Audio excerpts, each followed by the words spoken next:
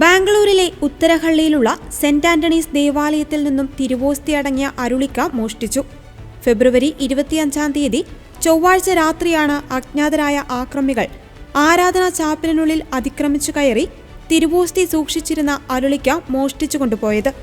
പോലീസിൽ പരാതി നൽകിയിട്ടും സക്രാരിയോ തിരുവോസ്തിയോ കണ്ടെത്തുവാൻ കഴിഞ്ഞില്ലെന്നും വിശുദ്ധ കുർബാന അശുദ്ധമാക്കിയതായി ആശങ്കയുണ്ടെന്നും ബാംഗ്ലൂർ ആർച്ച് ബിഷപ്പ് പീറ്റർ മച്ചാഡോ ഇന്നലെ പുറപ്പെടുവിച്ച പ്രസ്താവനയിൽ പറയുന്നു.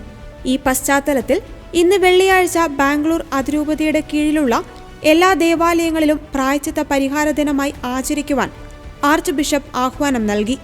ഇടവകകളിലും സ്ഥാപനങ്ങളിലും മുൻകൂട്ടി നിശ്ചയിച്ച ആരാധനാക്രമ ആചരണങ്ങൾ തുടരാമെങ്കിലും ബാംഗ്ലൂർ അതിരൂപതയിലെ എല്ലാ ദേവാലയങ്ങളിലും സന്യാസ ഭവനങ്ങളിലും വിശ്വാസികൾക്ക് അനുയോജ്യമായ സമയത്ത് 1 മണിക്കൂർ ദിവ്യകാരുണ്യ ആരാധന നടത്തണമെന്ന് ആർച്ച് ബിഷപ്പ് നിർദ്ദേശിച്ചു.